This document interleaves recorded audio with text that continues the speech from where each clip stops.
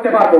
কিন্তু তথাকথিত কিছু ইঞ্জিনিয়ার যারা নিজেদেরকে মহৎ ইঞ্জিনিয়ার ভাবে, অথচ তারা বাংলাদেশের দ্বিতীয় শ্রেণীর কিছু ক্যান্ডিডেট জবের জন্য আবেদন করে, আবার তারা আমাদের সমকক্ষ হয়ে আমাদের পদগুলোকে আকর্ষিত করে এবং চাকরির জন্য তারা লড়াই করে।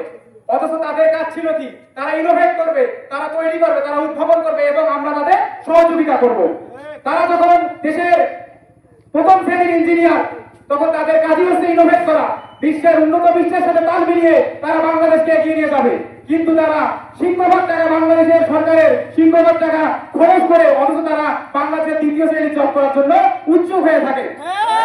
তারা আমাদের ডিপ্লোমা সেক্টরে ডিপ্লোমা ইঞ্জিনিয়ারদের মূল্যায়ন করে না, তারা আমাদের বলে ডিপ্পা। তারা এত বড় প্রথম শ্রেণীর শিক্ষার্থী হয়ে, বাংলাদেশের মেধাবী শিক্ষার্থী হয়ে তারা কিভাবে এত বাজে শব্দ ইউজ করতে পারে?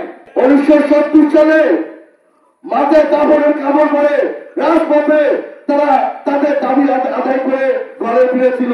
তার এই ধারাবাহিকতায় আজকে সারা বাংলাদেশের ডিপ্লোমা ইঞ্জিনিয়াররা যখন মাঠে যাবে, সারা বাংলাদেশ বুঝে যায় যে কারা মাঠে এসেছে।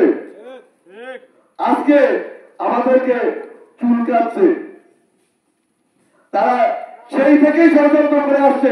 প্রকৌশলীরা, বিএসসি ইঞ্জিনিয়াররা, তারা সেই থেকে আমাদের বিরুদ্ধে বিভিন্ন ধরনের ষড়যন্ত্র করে আসছে, কিন্তু ষড়যন্ত্র করে লাভ নেই। তাদের লজ্জা থাকা দরকার, যেটা নির্ধারিত 10 গ্রেডের বেতন করে শুধুমাত্র ডিপ্লোমা ইঞ্জিনিয়ারদের জন্য তারা নিজেকে মেধাবী দাবি করে, অথচ তারা নিজের দিকে নেবে 10-এর দিকে চোখ তোলে। এটা লজ্জার ব্যাপার।